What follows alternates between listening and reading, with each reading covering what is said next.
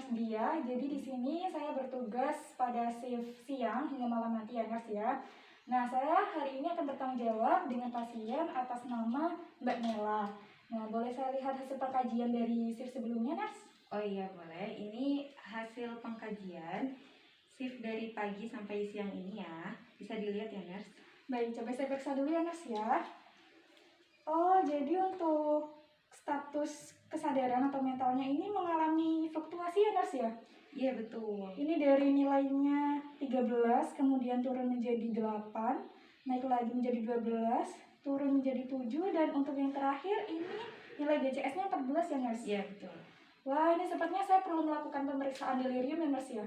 Iya betul Nurse Dia, itu sangat perlu karena pasien mengalami fluktuasi. Baik, nanti akan saya lakukan penilaian untuk delirium menggunakan instrumen CHARM ICU. Seperti itu ya Nurse ya? Ya betul. Baik, terima kasih Nurse atas dokumentasinya. Nanti saya akan langsung melakukan tindakan kepada pasien. Ya, baik. Permisi Nurse. Ya, selamat bertugas. Baik, selamat beristirahat.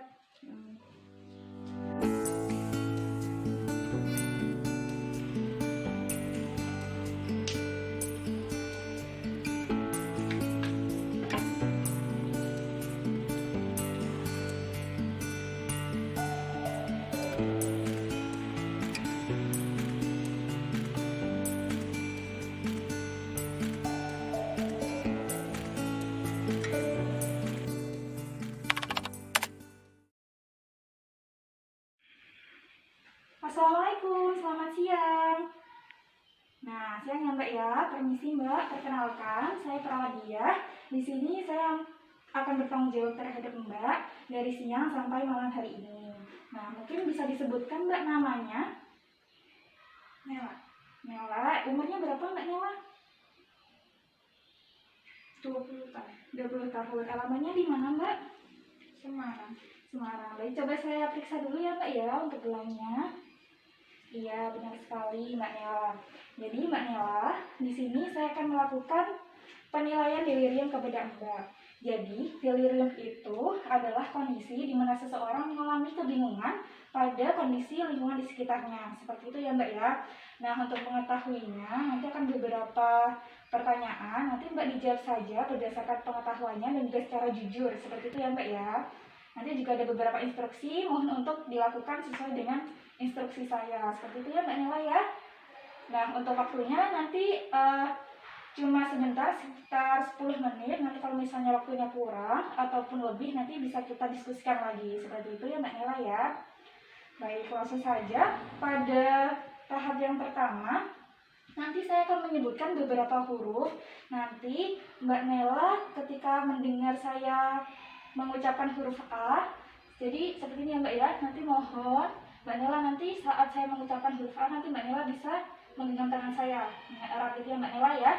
Nah, nanti kalau selain huruf A, tidak usah digenggam, jadi lepaskan saja. Gitu ya Mbak ya. Nanti kalau ada huruf A, nanti langsung digenggam. Erat gitu ya Mbak Nela ya. Dapat dipahami? Baik, langsung saya mulai saja ya Mbak ya.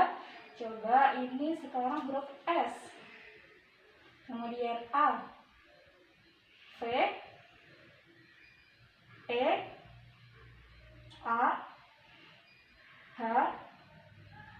A. A. R.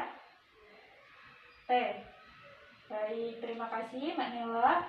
Untuk pengkajian selanjutnya, ini nanti ada beberapa pertanyaan. Bisa dijawab Mbak Nela ya, dengan sesuai pengetahuannya. Nanti bisa dijawab dengan ya. Kalau bisa mengucapkan, silakan diucapkan atau dengan menganggukkan kepala. Nah, kalau tidak, nanti bisa menggelengkan kepala. Seperti itu ya Mbak Nela ya. Untuk pertanyaan yang pertama, menurut Mbak Nela, apakah batu itu bisa mengapung di air, Mbak?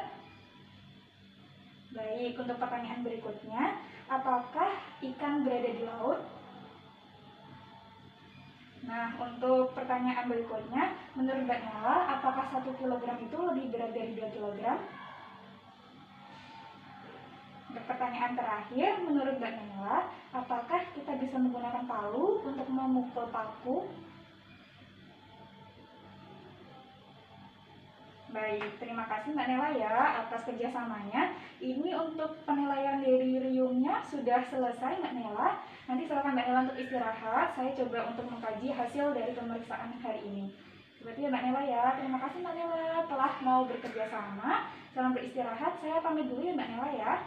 Permisi, selamat siang. Assalamualaikum.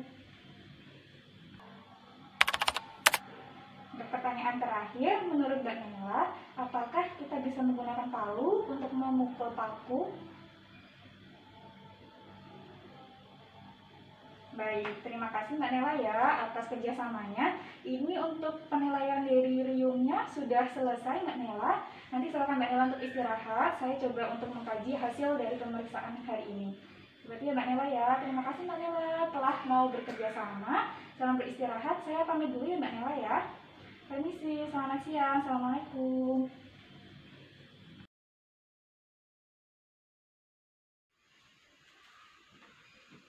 Assalamualaikum, selamat malam. Permisi, Mbak Rena. Perkenalkan saya Nurse Dia. Di sini saya adalah perawat yang akan bertugas pada shift malam hingga pagi hari ini ya Mbak Rena ya. Permisi, saya coba cek dulu gelang identitasnya. Iya benar ya, dan Mbak Rena usia 20 tahun, alamatnya di Semarang. Jadi Mbak Rena, izinkan saya pada kesempatan kali ini akan melakukan pemeriksaan nyeri pada Mbak Rena dengan instrumen CPOT. Jadi nanti Mbak Rina akan saya periksa ya untuk keadaan nyerinya di tingkat berapa. Nanti kira-kira akan berlangsung selama kurang lebih 5 menit ya Mbak Rina ya. Baik, akan saya mulai ya Mbak Rina.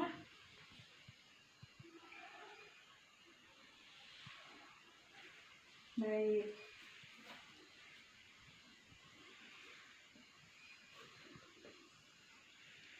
Untuk selanjutnya pada penilaian ketegangan otot, permisi Mbak Rina, di sini saya akan melakukan beberapa sedikit pengangkatan pada lengannya. Iya, santai saja Mbak Rina ya. Kemudian satunya lagi Mbak Rina. Iya, relax saja Mbak Rina ya. Baik, untuk pengkajian bagian ketegangan otot sudah dilakukan. Sudah selesai Mbak Rina. Jadi sekian untuk pemeriksaan nyeri dengan CPOT. Untuk selanjutnya nanti saya akan melakukan pemeriksaan lain secara berkala. Silahkan Mbak Rina untuk istirahat dan semoga cepat sembuh ya Mbak Rina ya. Permisi Mbak Rina. Terima kasih. Wassalamualaikum.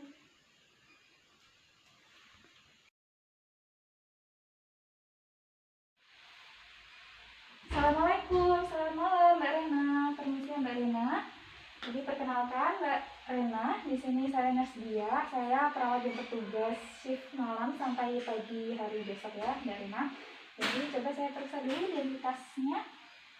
Ya benar, dengan Mbak Rena, usia 20, alamatnya di Semarang. Baik Mbak Rena, saya izin di sini saya akan melakukan pemeriksaan nyeri dengan instrumen CPOT ya Mbak Rena ya. Jadi nanti akan saya lakukan dengan posisi alis baring agar Mbak Rena tidak terkena luka dekubitus dan juga agar otot-otot dari Mbak Rena ini tidak mengalami penegangan atau kekakuan seperti ya Mbak Rena. Baik, untuk pelaksanaannya nanti kira-kira akan berlangsung selama 5 menit kurang lebih. Nanti kalau misalnya lebih nanti saya diskusikan lagi ya Mbak Rena ya. Langsung saja saya lakukan untuk perawatannya. Langsung Mbak Rena mulai. Mbak Rena relax saja ya Mbak Rena. Nah, ini permisi Mbak Rena, saya akan melakukan tindakan alis baring. Relax saja Mbak Rena ya. Mas Mbak Rena sebentar lagi, nah saya tahan dulu.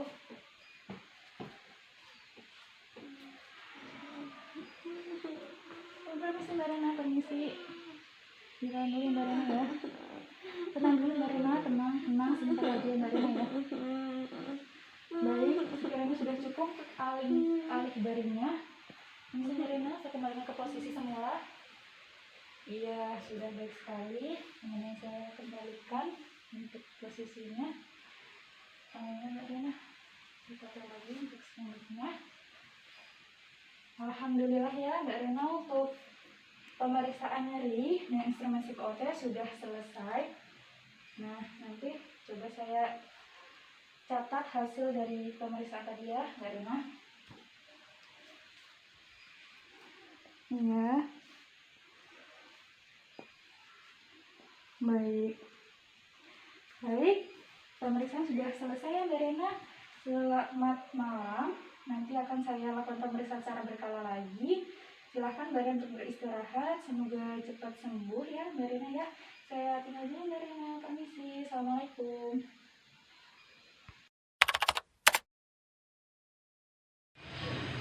Jadi kesimpulan dari pengkajian yang telah saya lakukan untuk pengkajian yang pertama, yakni pengkajian delirium dengan menggunakan instrumen SAM ICU, pasien yang saya kaji menderita positif delirium dengan beberapa pertimbangan. Yang pertama, yakni adanya perubahan fluktuatif pada status mental pasien.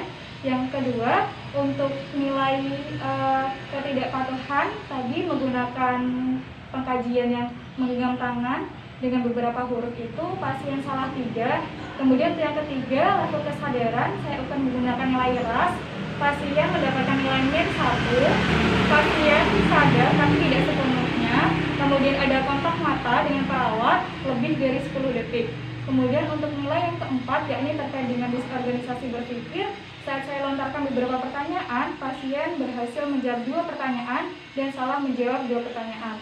Kemudian untuk nilai dari pengkajian yang kedua, yakni pengkajian nyeri dengan instrumen CPOT pada posisi istirahat. Untuk pasien yang pertama tadi mendapatkan nilai 2 dari 8 dengan pertimbangan pada poin 1 rat wajah 0, gerakan tubuh 0, kemudian kepatuhan terhadap ventilasi 0, 1, kemudian ketegangan otot 1.